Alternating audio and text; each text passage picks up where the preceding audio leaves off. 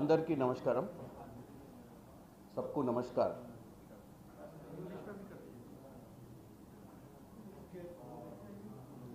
कि हमारा तेलंगाना में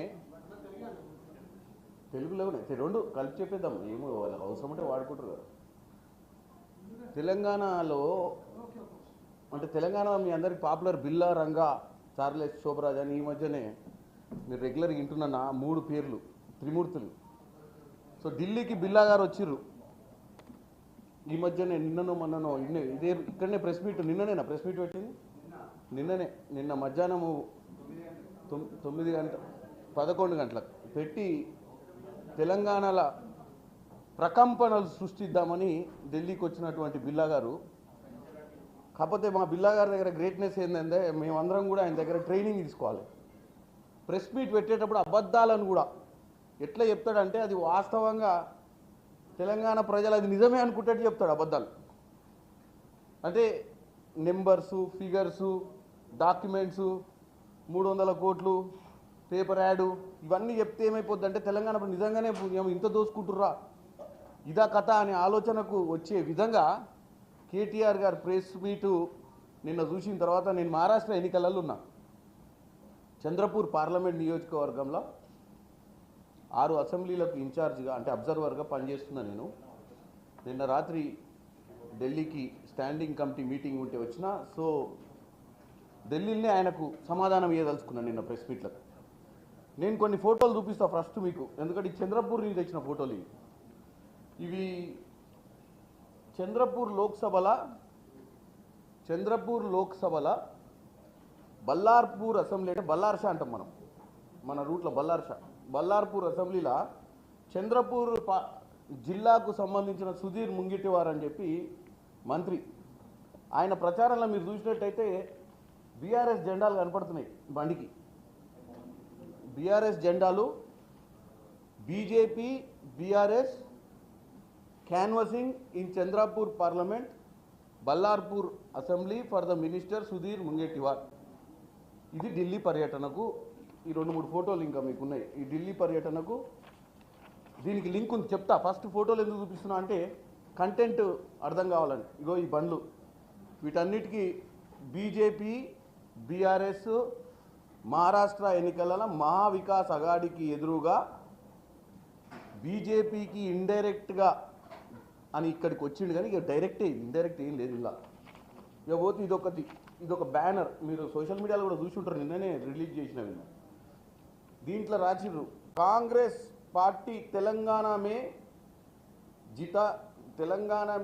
जिताने के बाद 100 दिन में 6 गारंटी पर అమల్ करने में फेल हो गया అని చెప్పి ఇగో పెద్ద పెద్ద బ్యానర్ రాసి పింక్ కలర్ మీద మహారాష్ట్ర మొత్తం ప్రచారం చేస్తున్నారు. మరి ఎవరి కోసము?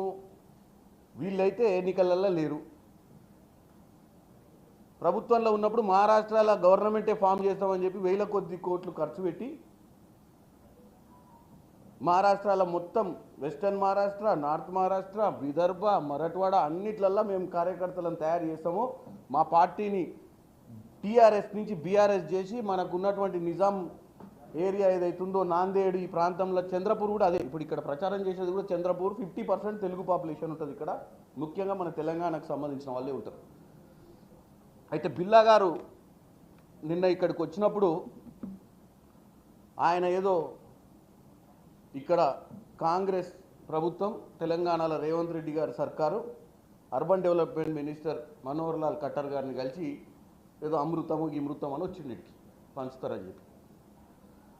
నేను ఒకటి చెప్తా, వీళ్ళు ప్రతిసారి ఢిల్లీకి వచ్చినప్పుడు ఏదో లొల్లే ఉంటుంది. ఒకప్పుడు ఢిల్లీకి వచ్చినప్పుడు ఏంది, బెయిలు ఎవరిది? కవిత గారి బెయిలు, మంతనాలు, చర్చలు. దాని పరిణామం ఏందో తెలుసా మీకు? క్లియర్గా చెప్తున్నా. తెలంగాణలో 17 లోక్సభ స్థానాలు ఉంటే 9 లోక్సభ స్థానాలలో 3వ స్థానం వచ్చింది బీఆర్ఎస్. 7 లోక్సభ స్థానాలలో డిపాజిట్ కూలిపోయింది. అప్పుడు కూడా గిదే పంచాయతీ ఏంటంటే బెయిలు, సెటిల్మెంటు, టోటల్గా బీజేపీ పార్టీకి 8 పార్లమెంట్ సభ్యులు ఇచ్చే ప్రక్రియ. అంటే మనకెవ్వరికి తెలియనట్టు, అంటే రాజకీయాలు చాలా అండర్ కవర్ ఆపరేషన్స్ లెక్క ఇక్కడికి వచ్చినప్పుడు ఏదో తిట్టుకున్నట్టు యాక్టింగ్ చేయడము, జరిగేదన్నీ జరుగుతుంటాయి కింద. నిన్నొచ్చిన ట్రిప్ కూడా అక్కడ ఏసీబీ కోసం ఈ దొరవారు ఇవాళ అన్ని పతివత మాటలు మాట్లాడతాడు. క్యాబినెట్ మీటింగ్ లేకుండానే ఫార్ములా 1 రేస్ కోసం ఎన్ని కోట్ల రూపాయలు ఎవరి ద్వారా ఎవరికి ఇచ్చిండో మనందరికీ తెలుసు. దాని మీదనే ఈరోజు ఏసీబీ ఎంక్వైరీ అడిగినప్పుడు సడన్గా ఢిల్లీకి వచ్చిండు. ఇక్కడ ఏం చేసిండో ఏమో గవర్నర్ గారు కూడా పిలిచినట్టు నిన్న రేవంత్ రెడ్డి గారు చెప్తుండే. గవర్నర్ గారు కూడా ఢిల్లీకి పిలిచినట్టు ఈ 10-15 రోజుల నుంచి ఏదైతే విచారణ కోసం అడిగిర్రో ఆ విచారణ పెండింగ్ పడ్డది. దానికి పరిణామం నెక్స్ట్ డెవలప్మెంట్ స్టెప్ ఏంటంటే ఇగో ఈ మహారాష్ట్రలో ప్రచారం. బీఆర్ఎస్ పార్టీ ఓపెన్గా ఫ్లెక్సులు కట్టి తెలంగాణలో కాంగ్రెస్ సర్కార్ ఇచ్చినటువంటి గ్యారెంటీలు అమలు చేస్తలేదు, మీరు దయచేసి తెలంగాణలో కాంగ్రెస్ కోట్ వేసినట్టు మహారాష్ట్రలో కూడా కాంగ్రెస్ కోట్ వేద్దన్న ప్రచారం ఓపెన్గా బీఆర్ఎస్ పార్టీ చేస్తుంది. ఎవరు చెప్తే చేస్తుంది? నీకేం అవసరము? నీకు బీజేపీకి ఏం సంబంధము? నువ్వు ఢిల్లీకి వచ్చి ఎవరితో మంతనాలు చేసినావు?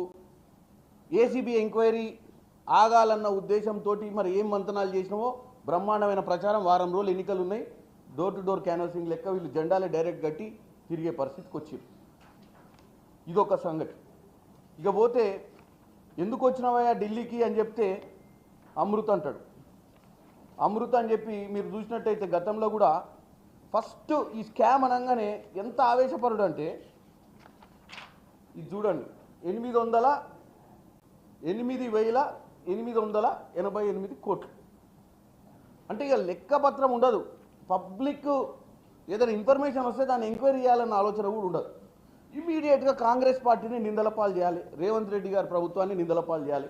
8,800 కోట్లు ఆయనే సొంత వెబ్సైట్లలో ఇవన్నీ ఆలే సోషల్ మీడియా 8,800 కోట్లు భారీ కుంభకోణం అని చెప్పి పెట్టినాక అందరు డిఫెన్స్లోకి వచ్చిర్రు. 8,888 కోట్లు రాలేదు నాయన. ఆడ వచ్చిందే ఫస్ట్ ఫేజ్లో 1,100 కోట్ల కాంట్రాక్ట్ వచ్చిందన్నాక మళ్ళీ దాన్ని రివర్స్ తీసుకొని ఇప్పుడు రేవంత్ రెడ్డి గారు బామ్మర్ది అని చెప్పి నిన్న ఇదే టేబుల్ ఇక్కడ పెట్టిండో ప్రెస్ మీట్ ఇట్లనే సేమ్ ఇక్కడ పెట్టుకొని ఇట్లా కాగితం రేవంత్ రెడ్డి గారు బామ్మర్ది షోదా అనే కంపెనీకి 80 పైసల వాటా ఇచ్చింది ఐహెచ్పి కంపెనీ అని చెప్పి ఆ ఐహెచ్పి డాక్యుమెంట్ ఏదో పట్టుకొని చూపించినట్టు నిన్న. అంటే ఎవరు చూస్తారు డాక్యుమెంట్ ఇట్లా చూపించేస్తే అయిపోతుంది. ఏంది ఆ డాక్యుమెంట్లు ఏముంది ఎవరు అడగరు అనుకుంటాడో, మరి ఆయనకున్న తెలివితేటలు ఎవరు కనిపెట్టాడు అనుకుంటాడో. ఇది ఐహెచ్పిది డాక్యుమెంట్. ఈ డాక్యుమెంట్లో క్లియర్గా ఏం రాసి ఉంది? దీంట్లో వాళ్ళు 20 పైసలు తీసుకుంది వాస్తవమే, 51 పైసా ఏఎంఆర్ షోదా కాదు, 51 వాటా ఏఎంఆర్కి 29% షోదాకుంది. సరే షోదా విషయం ఎందుకు చెప్తున్నా? అబద్ధాల గురించి చెప్తున్నా. 80% రేవంత్ రెడ్డి గారు బామ్మర్ది కంపెనీకి 80% వాటా ఉందన్నాడు. ఏఎంఆర్ మహేష్ రెడ్డి వీళ్ళ హయాంలో కూడా పెద్ద కాంట్రాక్టరే. షోదాకు అర్హతనే లేదు, షోదాకు 80% వాటా ఇచ్చిర్రు. మరి షోదాకు 29% ఉంది, 51% ఏఎంఆర్ చెప్పాలి కదా. నువ్వు ఒక గతంలో మంత్రి పదవి చేసినవి ప్రెస్ ముందుకు వచ్చి కాగితాలు ఇట్లా ఊపుకుంటూ చూపించే ముందు కాగితంలో ఏముందో కూడా చెప్పాలి కదా. అంటే కేవలం తెలంగాణ ప్రజలు నీ వీడియో చూసి రీల్స్ ఎమ్మటే తయారు చేసి నీ సోషల్ మీడియాలో పెట్టి కాంగ్రెస్ పార్టీ మీద బురద తల్లడం అనేది ఇక అల్టిమేట్ గోల్ మనకు అంతే. ఇంకా ఏం లేదు, తర్వాత ఏముంటుంది లెక్కపత్రం చూద్దామన్న విషయం కాదు. ఈ డాక్యుమెంట్లో క్లియర్గా వాళ్ళు రాసిర్రు మాకు 20% ఉంది. దాంట్లో వాళ్ళ ఎంఓయూ కూడా ఉంది. వాళ్ళ 3 కంపెనీల మధ్యన ఎంఓయూ క్లియర్గా దీంట్లో మార్క్ చేసినాయి క్లియర్గా ఎవరెంత పర్సంటేజ్ అనేది.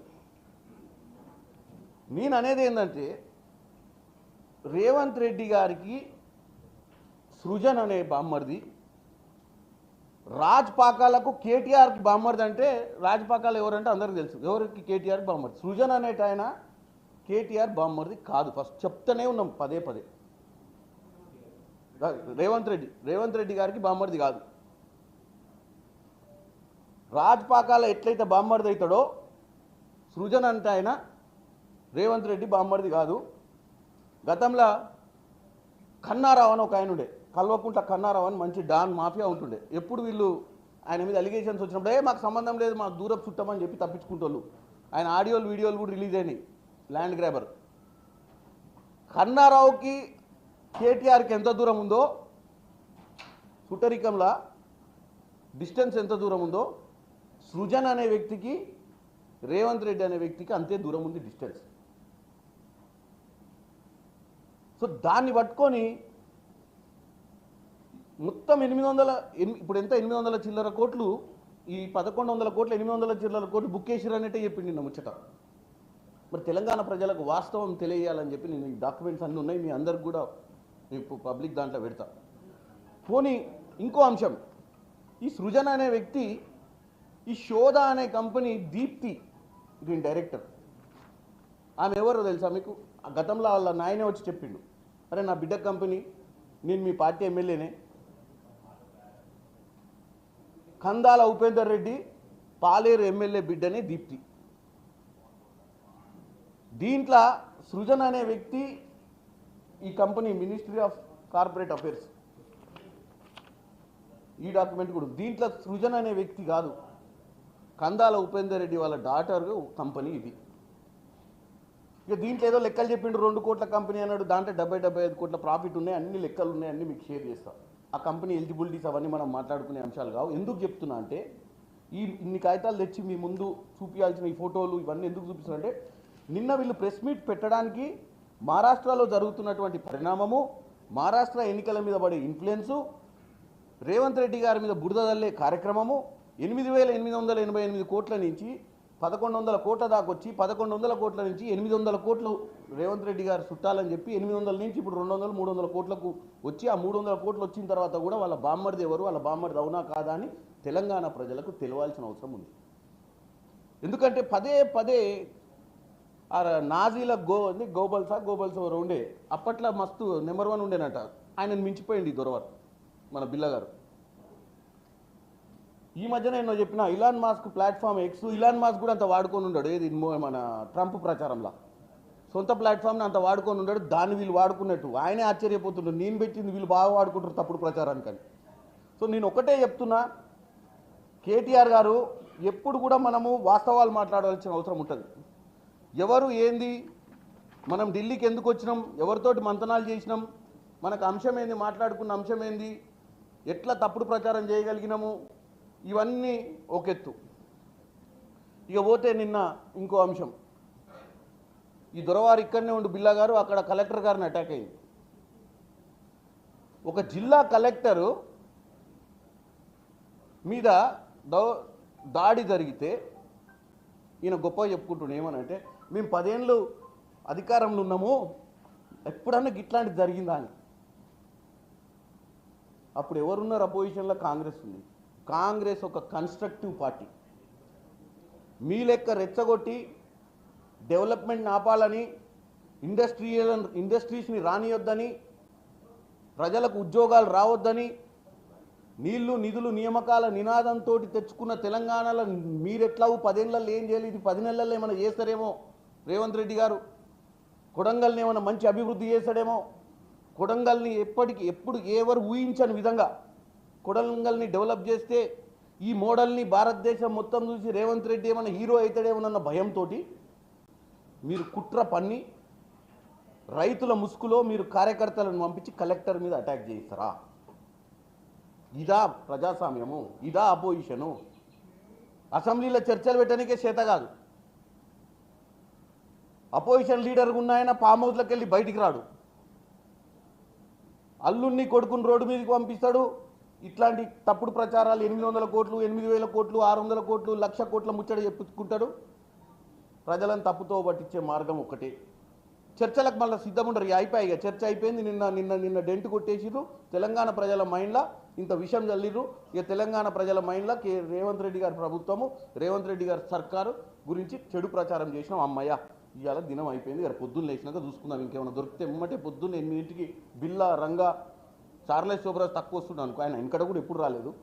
బిల్లా రంగా ఇద్దరు సగం సగం పంచుకుంటారు, హాఫ్ డే ఈయన హాఫ్ డే ఆయన చెడు ప్రచారానికి. అరే ఫేస్ కట్ ఎప్పుడు గుర్తుపట్టలేదా? క్యాప్ టోపీ కూడా పెట్టుకుంటే చూసినావా?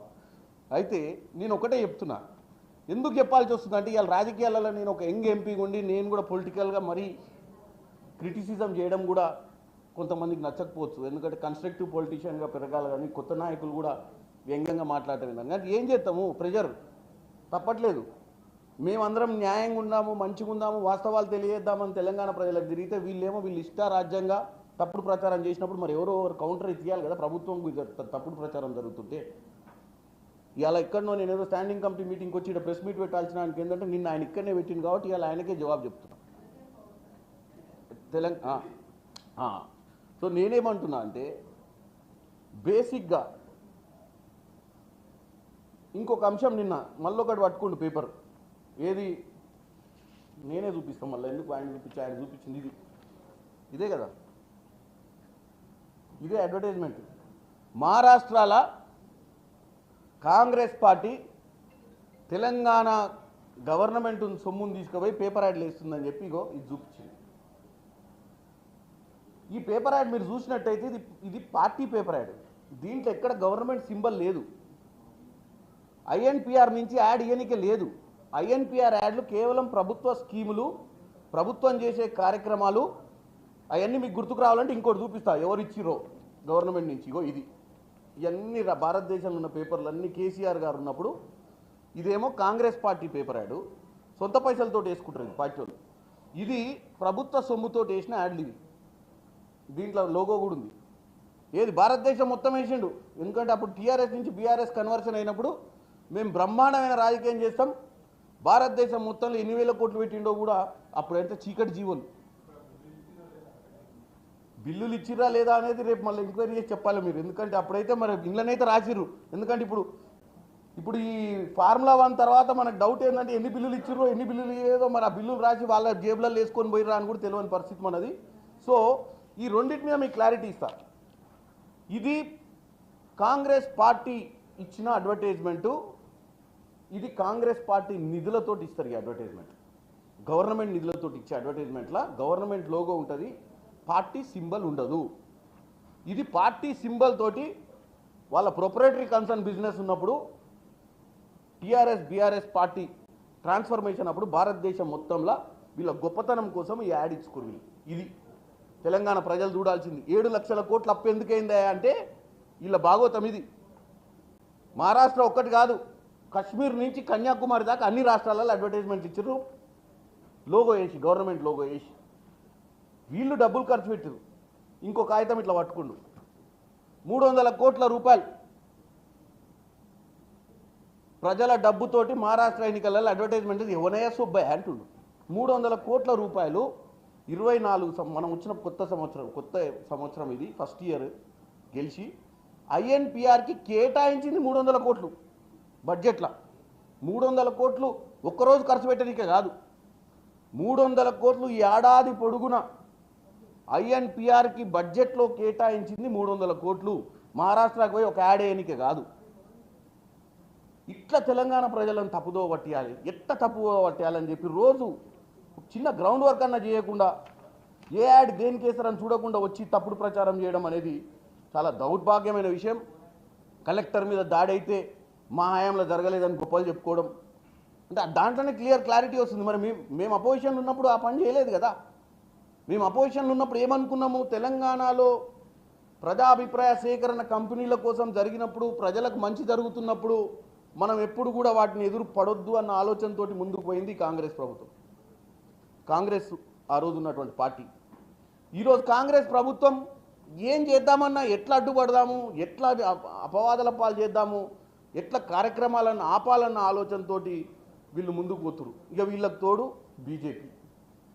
ఇవాళ వాళ్ళు ఏమంటారు, ఒక బాధ్యత గల పార్టీ సెంట్రల్ గవర్నమెంట్లో ఈరోజు రూలింగ్లో ఉన్నటువంటి బీజేపీ పార్టీ అసలు కలెక్టర్ మీద దాడే జరగలేదంటారు. కాంగ్రెస్ వాళ్ళే తప్పుడు ప్రచారం చేస్తారు, కాంగ్రెస్ వాళ్ళే పొలిటికల్ మైలేజ్ తీసుకోవాలని చెప్పి కాంగ్రెస్ మీదనే అభవండాలు వేస్తారు తప్ప వాస్తవాలు తెలుసుకునే ప్రయత్నమే చేస్తలేరు. ఎందుకంటే వీళ్ళందరికీ అండర్స్టాండింగ్, ఇప్పుడు మహారాష్ట్ర ఎన్నికలు బీఆర్ఎస్ పార్టీ అండర్స్టాండింగు, ఇక్కడ జరిగినటువంటి దాడిని కూడా పట్టించుకోకుండా కాంగ్రెస్నే తప్పుపట్టే ప్రయత్నము. ఎందుకంటే విజువల్స్ అందరూ చూసిరు కదా ఏం జరిగిందో. ఇంతింతలో రాళ్ళు తీసుకొని కార్ల మీద కొడుతురు, ఎవరన్నా రైతులు కొడతారు అట్లా. కలెక్టర్ ఎంత సౌమ్యంగా అక్కడ వాళ్ళు పిలిస్తే వాళ్ళు ఏమనుకుంటూ వినడానికి వెళ్ళిండు. కానీ అక్కడ ఆల్రెడీ ప్రొవోక్ చేసి ఒక పొలిటికల్ మోటివేషన్ తోటి అటాక్ చేసి అక్కడ డెవలప్మెంట్ అనే పనిని ఆపాలన్న ఉద్దేశంతోటే ఈ పని చేసిరు అనేది క్లియర్ కట్ కనపడుతుంది. దానికి మరి బీజేపీ వాళ్ళకి ఎందుకు కనపడతలేదు? రాజకీయాలేనా? ఇవాళ వాళ్ళు బాధ్యత గల పొజిషన్లు ఇవాళ ఢిల్లీలో ఉన్నారు. ఐఏఎస్ ఆఫీసర్ అంటే ఏం చిన్న పొజిషన్ కాదు కదా, సెంట్రల్లీ కనెక్టెడే కదా. అటువంటి ఆఫీసర్ని భయభ్రాంతులకు గురి చేసి అక్కడి నుంచి తరిమి కొట్టే ప్రయత్నం చేస్తుంటే అన్ని విజువల్స్ చూసి కూడా ఇవాళ వీళ్ళ డ్రామా నాకు అర్థం కావట్లేదు. నేను ఒక్కటే చెప్తున్నా, 10 ఏళ్ల పాలనకు 10 నెలల పాలన మధ్యన ఈ సంఘర్షణ, 10 నెలల్లో కాంగ్రెస్ తీసుకుంటున్నటువంటి కార్యక్రమాలు, 10 నెలల్లో ఒక్కరోజు కూడా సెలవు తీసుకొని ముఖ్యమంత్రి, 10 రోజులు కూడా సెలవు తీసుకొని ముఖ్యమంత్రి 10 నెలల్లో, 10 ఏళ్లలో 10 రోజులు కూడా కనపడని ముఖ్యమంత్రికి జరుగుతున్న పోరాటం ఇది. ఫామ్ హౌస్ నుంచి బయట సెక్రటేరియట్కి వచ్చిన దాఖలాలు లేవు. ఇవాళ రేవంత్ రెడ్డి గారు నాకు తెలిసి మనం ఒకసారి బ్యాక్ వైజ్ చూసుకుంటే లాస్ట్ 10 మంత్స్లో 11 మంత్స్లో ఒక 10 డేస్ అన్న విజిబిలిటీ లేకుండా, అది అమెరికా పోయినా, అది సౌత్ కొరియా పోయినా, పార్టీ కార్యక్రమాలు వేసినా, మహారాష్ట్రాల ప్రచారం చేసినా, కేరళలో ప్రచారం చేసినా, ఢిల్లీకి వచ్చినా, ఏడికి వచ్చినా విజిబుల్ అవుతున్నాడు. అంటే రేవంత్ రెడ్డి గారి ట్రాకింగ్ లాస్ట్ 11 మంత్స్లో మిస్ అయిన డే ఏదన్నా ఉందా? మరి గత 10 ఏళ్లలో ముఖ్యమంత్రి ట్రాకింగ్ ఎవరి కాడు ఉంది? ముఖ్యమంత్రి ఎక్కడ పోయిండు? ఎల్బీ స్టేడియంలో ప్రమాణ స్వీకారం చేసిన నిమిషం నుంచి మంచి చేయాలన్న తాపత్రయం పడుతుండు. సరే, 7 లక్షల కోట్లు అప్పు చేసి 7 లక్షల కోట్లు అప్పు చేసి రాష్ట్రానికి నెలకు 6 నుంచి 7,000 కోట్ల రూపాయల వడ్డీ కట్టే పరిస్థితికి వదిలేసిపోయిన వాళ్ళు, మేము వచ్చిన తర్వాత వీటన్నిటినీ ఎట్లా అధిగమించాలి, ఎట్లా ప్రజలకు ఇచ్చిన హామీలను నెరవేర్చాలి, ఎట్లా మనం ఈ మనకు నీళ్లు నిధులు నియామకం తెచ్చుకున్న తెలంగాణను ఎట్లా గాడిలో పెట్టాలన్న పరేషాన్లో తిరుగుతున్నారు తప్ప మా వాళ్ళు దీన్ని ఎట్లా చేద్దామని చెప్పి ఏ స్కీమ్ ఆపదలుచుకోలేదు. ఏ స్కీమ్ రాలేదని చెప్పి ఓపెన్గా చెప్తున్నారు. 22 లక్షల మంది రైతులకు 18,000 కోట్లకు ఇచ్చింది అవాస్తవం. 18,000 కోట్లు భారతదేశంలో ఈరోజు ఏదన్నా గవర్నమెంట్ అంత సాహసం ఉన్న పరిస్థితులను ముఖ్యమంత్రి రేవంత్ రెడ్డి గారికి కూడా తెలుసు అసాధ్యమని, కానీ ఇచ్చిన మాట నిలబెట్టుకోవాలి అన్న ఉద్దేశంతో ప్రయత్నం చేస్తుంటే మీరు భారతదేశ వ్యాప్తంగా ప్రచారం చేసుకుంటా తెలంగాణలో ఏం జరుగుతలేదు, తెలంగాణలో దోపిడీ జరుగుతుంది, తెలంగాణలో స్కామ్ జరుగుతుంది.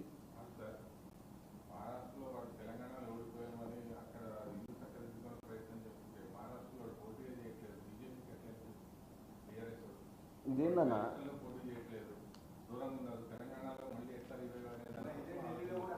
ఇగో ఇగో నేను ఇప్పుడు హిందీ వస్తుంది కదా, దీంట్లో హిందీ చదువు. నేను అనేది ఏంటంటే, నువ్వు నిలబడితే నాకు ప్రాబ్లం లేదు. నేను ఇప్పుడు ఇక్కడ మీరు అర్థం చేసుకునేది, నువ్వు నిలబడి నువ్వు పోయి తెలంగాణలో నేను కాంగ్రెస్ కంటే మేమే మంచి పరిపాలన అందించిన 10 ఏళ్లలో చెప్తే తప్పులేదు. నీ రాజకీయ లబ్ధి కోసం ఏదైనా చేయొచ్చు. నువ్వు బీజేపీ గెలవడానికి ఎందుకు చేస్తున్నావు అని అడుగుతున్నా. ఇప్పుడు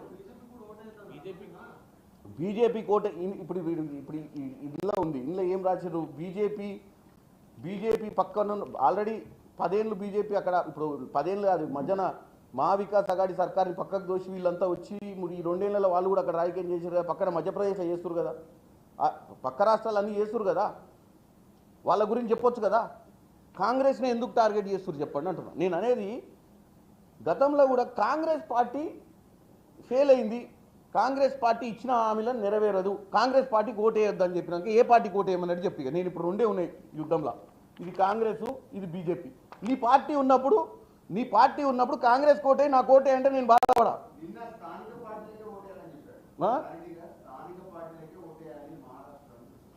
నేను ఒకటే, 2 నేషనల్ పార్టీస్ అక్కడ మెయిన్ పార్టీస్. స్థానిక పార్టీలు అంటే ఏంటి? ఎన్సీపీ శివసేన 2 ముక్కలు అయిపోయి ఇంట్లో ఒక ముక్క అందులో ఒక ముక్క వేసుకురు కదా. నేను క్లియర్గా చెప్తున్నా ఆయన ఇంటెన్షన్. ఎందుకంటే మీ సైడు మీరు ఒక తీరుగా చూస్తున్నారు, నేను పొలిటికల్గా, నేను ఒక మెంబర్ ఆఫ్ పార్లమెంట్గా నేను రాజకీయ కోణంలో చూస్తున్నా అంశాన్ని, మీరేమో జర్నలిస్ట్ కోణంలో చూస్తున్నారు. మీరేమనుకుంటారు?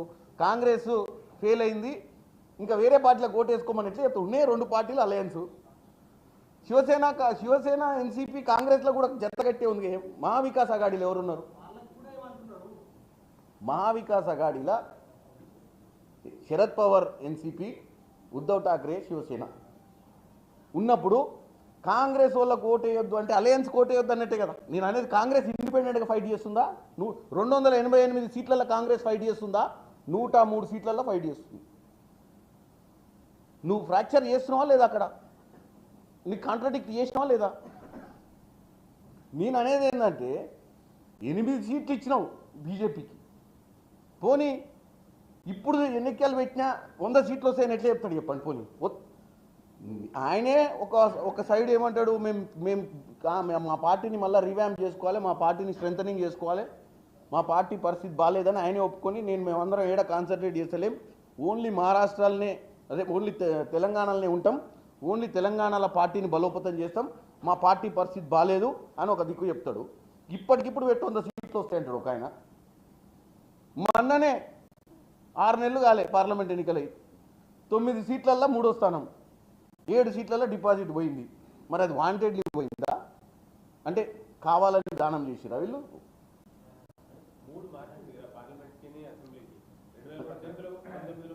అన్న అసెంబ్లీ ఇష్టం ఉన్నప్పుడు పెడతారా, మళ్ళీ 5 ఏళ్ళకి పెడతారా? 5 ఇయర్సే కదా. ఇప్పుడు మ్యాండేటే. తెలంగాణ ప్రజలు కాంగ్రెస్ పార్టీని అధికారంలోకి 10 ఏళ్ళ తర్వాత తీసుకొచ్చారు. ఎన్ని ఏళ్ళకి తీసుకొచ్చారు అధికారంలోకి చెప్పండి మీరే? 2024 నుంచి 2023 నుంచి 28 దాకా కాంగ్రెస్ ప్రభుత్వము తెలంగాణలో ఉండాలని ఆలోచనతోటి తెలంగాణ ప్రజలు 10 ఏళ్ళు వీళ్ళకి ఇచ్చినాము. 7 లక్షల కోట్లు అప్పు చేసిర్రు, దోసుకొని పోయారు, నీళ్లు లేవు, నిధులు లేవు, నియామకాలు లేవు. కాబట్టి ఆల్టర్నేట్ ఆప్షన్ కాంగ్రెస్ వాళ్ళు నమ్మకం మీద ఇచ్చారు. 10 నెలలనే పరీక్షలు అయిపోతాయి. ఇప్పుడు నేనున్న రాబోయే పరీక్ష ఇప్పుడు సంవత్సరం అంతా అయినాక ఫైనల్స్ వస్తుందా, లేకపోతే క్వార్టర్లీ ఆపర్లీకే ఫైనల్స్ రాసుకుందాం ఎగ్జామ్స్? అంటే క్వార్టర్లీకే నువ్వు డెడ్ లైన్ పెడితే 5 ఇయర్స్ తర్వాత ఇచ్చిన ఎండ్ ఆఫ్ ద డే ఎవరికి జవాబుదారి? మేము ప్రజలకు.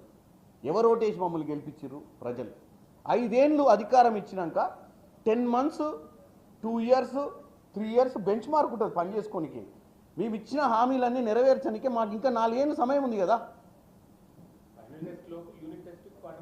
ఫెయిల్ కాదు, ఫెయిల్ అయితే పర్లేదు, కాపీ కొట్టుడు ఏంది? అన్ని తప్పుడు ప్రచారం ఇచ్చి తప్పుడు ప్రచారం. నేను మాట్లాడేది ఏంటంటే ఎందుకు చేయం? నేనేమంటున్నా కంటిన్యూ ప్రాసెస్ ఇది. కాకపోతే ఏంది, నువ్వు 10 మంత్స్కే నువ్వు డీరేల్ చేయడానికి లేదు కదా. 10 మంత్స్లోనే నువ్వు అయిపోయిందని ఈ గోబల్స్ ప్రచారం చేయడం ఏంది? తప్పుడు ఇన్ఫర్మేషన్. ఇప్పుడు ఇవాళ ప్రెస్ మీట్ ఎందుకు పెట్టినాము? నిన్న ఆయన పెట్టిన ప్రెస్ మీట్కి నేను 300 కోట్లు పెట్టి, మీరే జర్నలిస్టులు మీరు న్యాయం చెప్పాలి, 300 కోట్లు పెట్టి అడ్వర్టైజ్మెంట్ చేసిర్రు అని చెప్పి కాంగ్రెస్ పార్టీ అడ్వర్టైజ్మెంట్ చూపించి గవర్నమెంట్ అడ్వర్టైజ్మెంట్ అన్నదానికి నేను ఖండించాలన్నా వద్దా? మీరు చెప్పండి. As a member of parliament, Congress party member of పార్లమెంట్గా ఒక బాధ్యత గల వ్యక్తిగా కేటీఆర్ చేసినటువంటి తప్పుడు ఆరోపణ 300 కోట్లు ఖర్చు పెట్టింది ప్రభుత్వం అడ్వర్టైజ్మెంట్స్ మీద అని చెప్పి తెలంగాణ ప్రజలను తప్పుతో పట్టించేటప్పుడు నా బాధ్యతనా కాదా? ఈ తెలంగాణ ప్రభుత్వం నుంచి డబ్బిస్తే ఐఎన్పిఆర్ నుంచి ఇచ్చినట్టబ్బా. ఐఎన్పిఆర్ నుంచి ఇస్తే సింబల్ వేసుకుంటారు. నేను అందుకే క్లియర్గా నేను 2 అడ్వర్టైజ్మెంట్లు చూపిస్తున్నా. ఏంటిది అసలు గవర్నమెంట్ యాడ్ అంటే ఎట్లుంటుంది అది కూడా వాళ్ళదే చూపిస్తున్న యాడ్, మాది కాదు. వాళ్ళు వెనకటి ఇచ్చిన యాడ్లు 2 ఇప్పుడు మీరు మళ్ళీ ఒకసారి, ఇది కాంగ్రెస్ పార్టీ యాడ్ ఎట్లుంది, ఇది సింబల్ ఆఫ్ హ్యాండ్ ఉంటుంది, ఇది గవర్నమెంట్ ఇచ్చిన యాడ్. పార్టీ యాడ్ అది. పార్టీ యాడ్కి ప్రజల సొమ్ముకు సంబంధం లేదు బ్రదర్. నేను ఒక్కటే మీకు క్లారిటీ ఇస్తున్నా. ట్యాక్స్ అమౌంట్ ప్రజలు కట్టిన ట్యాక్స్లతోటి ప్రజలకు చెందిన ధనంతో ఐఎన్పిఆర్ వాళ్ళు కనుక వాళ్ళ నిధులకెళ్ళి మన ట్యాక్స్ల రూపంలో కలెక్ట్ అయ్యి మన ఖజానా తెలంగాణ ఖజానాలకు వెళ్ళి అడ్వర్టైజ్మెంట్ ఇచ్చినప్పుడు ఆయన మాట మాట్లాడారు. ఐఎన్పిఆర్ని వాడిండు. నిన్న మాడిండా లేదా? వాడిండు కదా. రాష్ట్ర ప్రభుత్వం ఐఎన్పిఆర్ నుంచి 300 కోట్లు అన్నాడు. 300 కోట్లు ఐఎన్పిఆర్కి ఇచ్చింది ఎందుకని కూడా క్లారిటీ ఇచ్చిన కదా. ఈ సంవత్సరం కేటాయించింది అంటే ఈ సంవత్సరం పొడుగుతున్న ఐఎన్పిఆర్ పెట్టే ఖర్చుకు కేటాయించిన దాన్ని తెలంగాణ ప్రజలకు తప్పుదో వాటికి. నేను ఎందుకు చెప్తున్నా, ఇట్లా రోజు ఎక్కడో ఒక కౌంటర్ ఇచ్చి క్లారిటీ ఇవ్వకపోతే తెలంగాణ ప్రజలకు. అమృత్ టెండర్ల గురించి కూడా నేను ఏమంటున్నా, అమృత్ టెండర్లకు ఇట్లా వచ్చిండు ఫస్ట్ ఎంత 8,800 అన్నాడా లేదా? మీరే చెప్పాలి. 8,888 అన్నాడా లేడా? మరి అనే ముందు ఒకసారి చూసుకోవాలి కదా ఎంత వచ్చిన. 8,888 కోట్లు స్కామ్ జరిగింది అన్నాడు వచ్చి. అసలు రిలీజే కాలే, వర్కే స్టార్ట్ కాలే, స్కామ్ ఎట్టయింది అంటే తెలంగాణ ప్రజలను ఎట్టి పరిస్థితుల మేము చేసినాం కదా, పచ్చకామర్లు వచ్చిన పచ్చగా కనపడుతుంది. మేము చేసిన స్కాములు వీళ్ళు ఏమైనా చేస్తారేమన్నా భయానికి మేము అసలు ఏం కాకముందే స్కామ్ పొద్దున్న ఏమైనా రాత్రి నాకు తెలిసి 12 లేదో మధ్యరాత్రి ఉలిక్కి పట్టి లేస్తున్నట్టు మన ప్రభుత్వం పోయిందా, ఎప్పుడు పోయింది, ఎట్ట పోయింది, అసలు నేను ఊహించలేమే అని చెప్పి ఏదో ఒకటి చేసి పొద్దున వీళ్ళ మీద బురద చల్లాలి, లేకపోతే నిద్ర పట్టేటట్టు లేదని చెప్పి 8,888 crore స్కామ్ జరిగింది.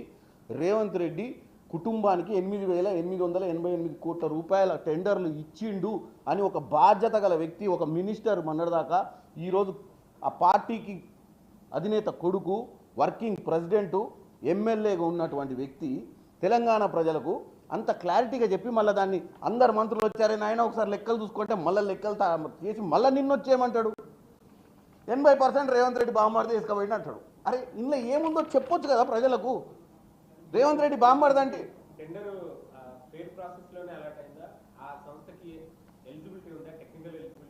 టెక్నికల్ ఎలిజిబిలిటీ ఉందా లేదా, ఎలిజిబిలిటీ లేకపోతే ఒక అపోజిషన్ పార్టీగా నేను డే 1 నుంచి ఒకటే చెప్తున్నా, కేటీఆర్ గారు అసెంబ్లీకి రావాలి.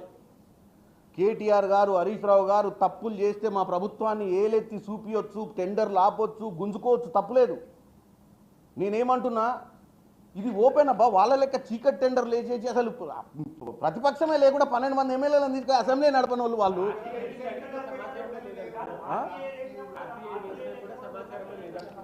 నేనేమంటున్నా, ఇప్పుడు నా దగ్గరనే ఉంది కదా సమాచారము, ఇది మీకు ఇచ్చేస్తే తీసుకోరాదు ఈ కంపెనీ అన్ని నేను వాట్సాప్ పెడతా, మీకు కేటీఆర్ గారికి పంపించండి. ఇక రెడ్డి ఇప్పుడు రెడ్డి అంటే ఇప్పుడు ఇల్లు ఎవరన్నా మీ దాంట్లో ఎవరైనా రెడ్డి ఉంటే ఇప్పుడు మాకు మీకు కూడా లింక్ పెడతారేమో చూడు. రేపు పొద్దున ఆర్టికల్ ఫస్ట్ పేజ్ లేచిరు అనుకోండి, ఓ రెడ్డి కాబట్టి ఫస్ట్ పేజ్ లేచిండు, అసలు ఎంపీకి 8th పేజ్ వేయాలని చెప్తే ఎట్లా చేస్తాం రాజకీయం?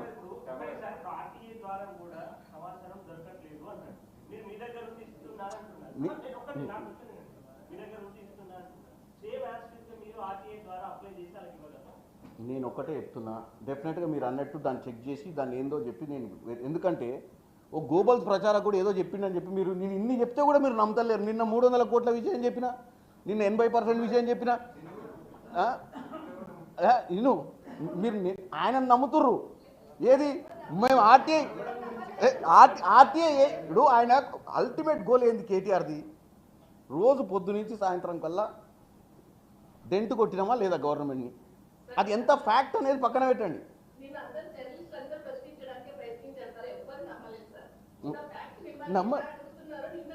ఇప్పుడు నన్ను మీరు అడుగుతుర్రు, నేనేమంటున్నా, నేను అందుకే మీరు ప్రశ్నించిర్రు, నేను కాగితాలు పట్టుకొని వచ్చిన.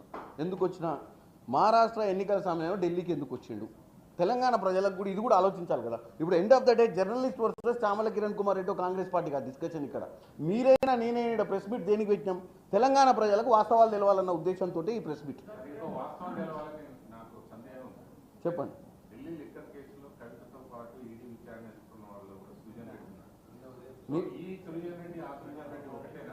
నేను ఒకటే చెప్తున్నాము, మరి రావు ఉండాలి కదా, సుజన్ రావు రెడ్డి అంటే నేను ఒకటే చెప్తున్నా, మీరు డెఫినెట్గా ఎంక్వైరీ చేయాలి, తెలంగాణ ప్రజలకు వాస్తవాలు తెలియాలి. ఈ సృజన్ రెడ్డి అనేట ఆయన గత ప్రభుత్వంలో కూడా కీలకంగా ఉండాలేదా అని నీకు డౌట్ వచ్చింది కదా, గత ప్రభుత్వంలో ఆ కుటుంబ సభ్యులతోటి సంబంధాలు ఉన్న వ్యక్తి కాదా అని డెఫినెట్గా తెలంగాణ ప్రజలకు తెలియాలి ఆ విషయం కూడా. ఆ సృజన్ రెడ్డి ఈ సృజన్ రెడ్డి ఒక్కడే అయితే మరి వాళ్ళందరూ ఒకటే కదా. బీఆర్ఎస్ ఎమ్మెల్యే అల్లుడు, బీఆర్ఎస్ ఎమ్మెల్యే బిడ్డ కంపెనీ, ఏఎంఆర్ మహేష్ రెడ్డి గతంలో ఎన్ని వర్కులు చేసిండు బీఆర్ఎస్ హయాంలో, తెలంగాణ ప్రజలకు తెలియాలి కదా. అంటే మనం రాజకీయాలు ఓన్లీ రాజకీయాలు చేసి దాచిపెట్టి ప్రజలకు ఏం తెలియదు, మన సోషల్ మీడియా ద్వారానే చైతన్యవంతులు అవుతారు. మనం ఇచ్చిన ఇన్ఫర్మేషన్ ఫైనల్ ఇన్ఫర్మేషన్ అనుకొని ప్రతిరోజు ఇట్లనే బుల్డోజ్ చేసుకుంటూ పోతే ఉన్న ప్రభుత్వాన్ని వాస్తవాలు కూడా మాట్లాడాల్సిన అవసరం ఉంటుంది కదా.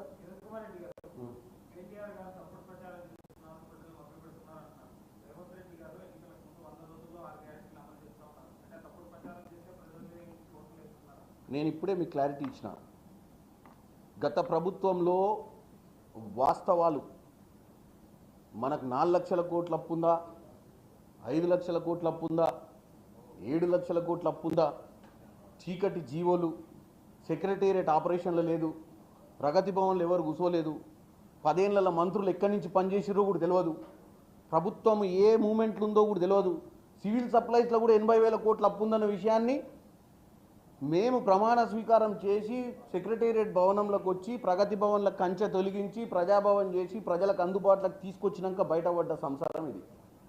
100% హెల్తీ పరిస్థితిలో ఉంది, మిగులు బడ్జెట్ తోటి ఆయన చేతిలో పెడితే దాన్ని అంత ఆగం చేసిండని మేము 100 రోజులు గ్యారంటీ ఇచ్చినప్పుడు మేమేమనుకున్నాం, ఇంత ఇబ్బంది ఉంటుంది అనుకోలేదు. మరి ఎంత ఇబ్బంది ఉన్నా మీ అందరికి తెలుసు, పథకాలను ఏ విధంగా ఇంప్లిమెంట్ చేయాలని చెప్పి 1 by 1 చేసుకుంటూ ముందుకు వస్తున్నాం. మనకు కూడా తెలుసు 31,000 కోటి రైతు రుణమాఫీ, 31,000 కోటి బడ్జెట్లో పెట్టాం, 18,000 కోట్లు ఇచ్చారు, మిగతా కూడా ఇచ్చే ప్రక్రియ నడుస్తుంది. మనం ఈరోజు మీరు ఇచ్చిరు నెరవేర్చలేకపోయారు కదా, కాదు, నెరవేర్చలేకపోవడానికి కారణాలు ప్రతి విషయాన్ని కూడా ప్రతిపక్షాలకు ఒకటే చెప్తున్నాం. డే 1 నుంచి నేను ప్రతిపక్షం అనేది గతంలో ప్రతిపక్షాలు లేకుండా చేసిండు ఆయన. ఇవాళ ప్రతిపక్షం ఉంది, ప్రతిపక్షాలు అసెంబ్లీకి వచ్చి చర్చలు పెడదామంటే స్పెషల్ అసెంబ్లీ సెషన్ కూడా పెడతామని చెప్తున్నాం. ఏమన్నా రిక్వెస్ట్ చేస్తే అసెంబ్లీకి రావాలని ఇంట్రెస్ట్ లేదు. సోషల్ మీడియా బాగుంది, సోషల్ మీడియాలో ప్రచారం చేస్తే ఫాస్ట్గా పోతుంది, అసెంబ్లీల కంటే సోషల్ మీడియాలో చేస్తేనే బాగుంటుంది అన్న ఉద్దేశంతో వాళ్ళు ముందుకు పోతున్నారు. కాబట్టి మనం కూడా ఇట్లా ప్రెస్ మీట్లు పెట్టి చెప్పాల్సి వస్తుంది.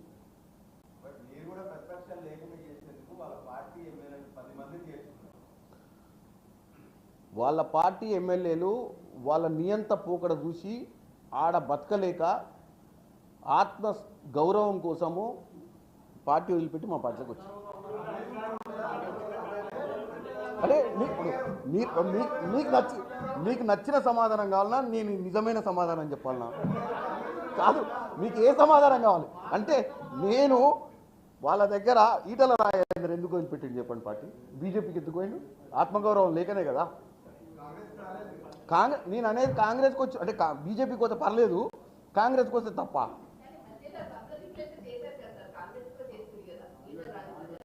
నేనేమంటున్నా మేడం, ఒకటి మీకు జర్నలిస్టులు అందరూ మీకు వాస్తవాలు ఎక్కువ తెలుసు, 24/7 మీరు లైవ్లో ఉండేటోళ్ళు. నేను అనేది ఏంటంటే, కాంగ్రెస్ పార్టీల జాయిన్ అయిన ఎమ్మెల్యేలు అందరూ కూడా వాళ్ళ 10 ఏళ్ల నియంత పాలనల ఉక్కిరి బిక్కిరై శ్వాస ఆడక వాళ్ళకు కూడా రాజకీయాలలో వాళ్ళ ఆత్మగౌరవం కాపాడుకోవాల్సిన అవసరం ఉందని చెప్పి మా పార్టీలోకి వద్దామన్నారు. ఇప్పటికి కూడా నేను ఒకటే చెప్తున్నా, రాజకీయాలు అనేది ఓపెన్. ఇవాళ వాళ్ళు జాయిన్ అయ్యారా జాయిన్ కాలేదా అది వాళ్ళే చెప్పాలి మళ్ళీ. ఎందుకంటే మీరే డిసైడ్ చేసి ఎట్లా జాయిన్ అయ్యారని చెప్పి మళ్ళీ ఇవాళ జాయిన్ అయ్యారా లేదా అనేది ఎమ్మెల్యేలను అడగండి. జాయిన్ అయ్యారా ఉట్టికి వచ్చి కలిసిపోయిరా? ఇప్పుడు ఎవరికి ఇచ్చారు పిఎస్సి? అపోజిషన్ పార్టీకి పిఎస్సి ఇస్తారు. ఎవరికి ఇచ్చారు ఇప్పుడు? అవును, బీఆర్ఎస్ ఎమ్మెల్యేకే ఇచ్చినాం కదా, యాజ్ పర్ ద రికార్డ్స్.